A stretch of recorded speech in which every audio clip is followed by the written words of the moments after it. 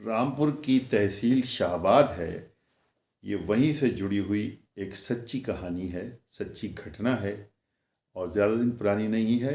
23 फरवरी को ही इस घटना का अनावरण रामपुर पुलिस ने किया है। लेकिन दोस्तों, इस कहानी को अगर आप गौर से सुनेंगे तो आपको पता चलेगा कि इंसान की ज़िंदगी में कभी कभी ऐसे हालात रोनुमा हो जाते हैं कि वो क्राइम जो वो करना भी नहीं चाहता लेकिन मजबूरन उसको करना पड़ता है। मैं आरिफ खान एक बार फिर क्राइम एक्सपोजर न्यूज़ रूम से आपके सामने नए मुद्दों और ताज़ा खबरों के साथ। कानून लिखते वक्त कानून की धाराओं में इस प्रकार का कोई वर्णन है या नहीं है, इसका तो हमें अभी पूरा ठीक से ज्ञान नहीं है कि जो आदमी नहीं चाहते हुए भी वो क्राइम करे तो उस पर उसको सज़ा का क्या प्रावधान है, ये सज़ा मिलनी चाहिए, नहीं मिलनी चाहिए, कितनी मिलनी चाहिए। इस प्रकार की घटनाएं जो हैं ये सवाल ज़रूर खड़ी करती हैं कि आखिर ऐसी जब स्थिति आ जाए, ऐसे हालात बन जाए तो उस समय आदमी क्या करे। रामपुर की तहसील शाहबाद की घटना है कि एक लड़का और एक लड़की को दोनों को आपस में प्यार हो गया, नैन मटक्का कह लीजिए हो गया। प्यार तो बहुत बड़ी चीज़ का नाम है, प्यार तो आजकल होता ही नहीं है, कुछ और होता है। बहरहाल तो उसी के चलते वो लोगों ने आपस में मिलना शुरू कर दिया। लेकिन बाद में जब उस लड़की को भी एहसास हुआ कि ये मैं गलत कर रही हूँ तो उस लड़की ने उससे पीछा छुड़ाने की कोशिश की। लेकिन चूंकि लड़का तो बहुत आगे बढ़ चुका था, अब वो कैसे पीछा छोड़ देता। इस संबंध में उसकी शिकायत भी पुलिस से की गई। यही करता है आदमी के पीछा छुड़ाने के लिए, पहले खुद से नहीं करता है, पुलिस का सहारा लेता है। पुलिस ने भी अपना काम किया और उसको अदालत में पेश किया, अदालत ने उसको जेल भी भेज दिया। यानी ये छेड़छाड़ के संबंध में ये साहब जो थे, यशपाल इनका नाम बताया गया है, ये जेल रहकर आ चुके थे। इसी बीच में उस लड़की की कहीं पे मंगनी हो गई थी, किसी जगह पे उसकी मंगनी कर दी गई थी। और ये साहब जब जेल चले गए थे तो वापस आने के बाद में फिर इन्होंने उस लड़की से रब्ता कायम करना शुरू किया, पुरानी यादें दिलाई उसको और पुरानी बातें की। और हो सकता है कि कुछ पुराने उनके पास में फ़ोटोग्राफ्स भी हैं, उन सबको लेकर उसको ब्लैकमेल किया हो। ये बातें अब लड़की को भी बुरी लगने लगी थी और धीरे धीरे इनका पता जो था, जहाँ लड़की की मंगनी हुई थी उसके मंगेतर को भी चलने लगा। तो उसने जैसे कि बताया गया है कि उसने इस बात के ऊपर इतराज़ किए। ये भी हो सकता है कि उस लड़के को समझाया हो लेकिन वो नहीं माना हो। बहरहाल ये तो अभी तक पुलिस की थ्योरी में ये बात तो सामने नहीं आई है, लेकिन हमारा अंदाज़ा ऐसा हो सकता है कि उस मंगेतर ने उसको समझाया हो यशपाल को कि मेरी मंगेतर से मत मिल, लेकिन वो फिर भी मिलने लगा। जब नहीं माना, यानी वो जेल तो काट के आ चुका है छेड़छाड़ के आरोप में, जब नहीं माना तो इसी लड़की के मंगेतर ने अपने दोस्तों, अपने परिजनों के साथ और लड़की के परिजनों को भी शामिल करके उसकी हत्या का प्लान बना लिया, उसकी हत्या की योजना बना ली और प्री प्लान एक योजना बना के उसकी हत्या कर भी दी। हत्या करने में कामयाब हो गए। यशपाल की हत्या की रिपोर्ट यशपाल के भाई ने दर्ज कराई थी और पुलिस ने अपना काम शुरू कर दिया था, इन्वेस्टिगेशन करना शुरू कर दिया था।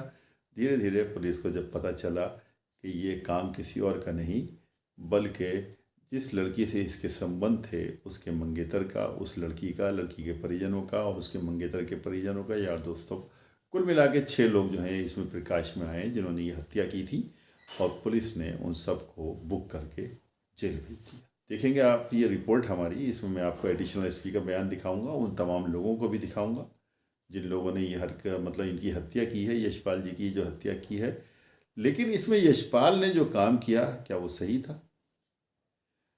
मान लिया लड़का और लड़की का संबंध हो गए, आपने प्रेम प्रसंग भी शुरू कर दिया, लेकिन जब लड़की ने मना कर दिया, अब वो तुमसे शादी करना नहीं चाहती, तुमसे मिलना नहीं चाहती, तो फिर तुम क्यों उसके रास्ते में आ रहे हो? तुम्हारी और कितनी लड़कियां हैं, तुम उससे शादी करो, प्रेम करो, कुछ भी करो, उसी के पीछे क्यों पड़ रहे हो? और जब तुम्हें ये भी मालूम हो गया कि उस लड़की की मंगनी हो गई है कहीं पर, उसके बावजूद तुमने उसको मिलना शुरू किया या ब्लैकमेल करना शुरू किया, तो फिर उन लोगों को मजबूरन ये सब कुछ काम करना पड़ा। जो हमारी थ्योरी है, जो हमने जो अंदाज़ा लगाया है, लड़की के परिजन या उसके मंगेतर के परिजन या मंगेतर वो उसको मारना नहीं चाहते थे, पर जेल भेज चुके और जेल से आने के बाद में भी उसने फिर वही काम किया। तो अब उन्होंने सोचा कि इसके अलावा और कोई रास्ता नहीं है। तो ये क्राइम जो होते हैं दोस्तों, ये ऐसे होते हैं कि जो आदमी न चाहते हुए भी करता है। अब परिणाम इसके जो भी होंगे, जो संविधान में जो भी कुछ है, जो कानून में है, वो उनको सज़ा तो मिलेगी, लेकिन बर्बादी कितने लगी हुई, यानी 6 लोग जेल में गए वहाँ पे, एक आदमी अपनी जान से। फिलहाल देखिए हमारी ये रिपोर्ट नहीं है, रामपुर एडिशनल एसपी ने इस संबंध में क्या कुछ कहा। दिनांक 20/2/2025 को कुंवरपाल नाम के एक व्यक्ति ने थाना शाहाबाद पर यह सूचना दी थी कि उसके भाई यशपाल की हत्या गांव के ही कुछ लोगों ने चाकू मार करके कर दी है तथा शव को फेंक करके फरार हो गए हैं। इस सूचना के आधार पर तत्काल थाना शाहाबाद पर सुसंगत धाराओं में अभियोग पंजीकृत किया गया। पुलिस अधीक्षक महोदय द्वारा इस संपूर्ण घटना के अनावरण के लिए सुश्री हर्षिता सिंह सीओ शाहाबाद के नेतृत्व में एक टीम 4 टीमों का गठन किया। इन टीमों ने लगातार साक्ष्य संकलन और टेक्निकल एविडेंसेस कलेक्ट किए। इन टेक्निकल एविडेंस और साक्ष्यों के आधार पर आज कुछ अभियुक्तों को गिरफ्तार किया गया है। उन अभियुक्तों से विस्तृत पूछताछ की गई है। पूछताछ में यह तथ्य प्रकाश में आया है कि मृतक यशपाल के संबंध गांव के ही एक लड़की के साथ थे। इस संबंध में थाना शाहाबाद पर एक अभियोग पंजीकृत किया गया था और मृतक जेल भी गया था। जेल से छूटने के उपरांत मृतक पुनः उस लड़की से वार्ता करने लगा। इसी बीच में उस लड़की की सगाई एक लड़के के साथ हो गई, लेकिन ये धीरे धीरे मंगेतर को ये बातें पता चली कि उस लड़की के साथ यशपाल बात करता है। इस पर उसने ऑब्जेक्शंस किए। इसके उपरांत लड़की के परिजन, मंगेतर के दोस्त और परिजनों ने मिल करके यशपाल की हत्या की योजना बनाई और योजनाबद्ध तरीके से यशपाल की चाकू मार करके और ईंट मार करके हत्या कर दी और डेड बॉडी को छोड़ करके फरार हो गए। इस समग्र साक्ष्य के उपरांत इन 6 अभियुक्तों को गिरफ्तार किया गया है, जिसमें लड़की का मंगेतर के परिजन, उसके दोस्त, लड़की के परिजन आदि शामिल हैं। इन सबको मिलाकर के 6 अभियुक्तों को गिरफ्तार किया गया है। इन अभियुक्तों की निशानदेही पर घटना में प्रयुक्त चाकू, मोटरसाइकिल, मृतक का जला हुआ मोबाइल तथा रक्त रंजित कपड़े बरामद किए गए हैं। एक विस्तृत साक्ष्य के आधार पर इन अभियुक्तों को जेल भेजा जा रहा है और अग्रिम कार्रवाई की जा रही है।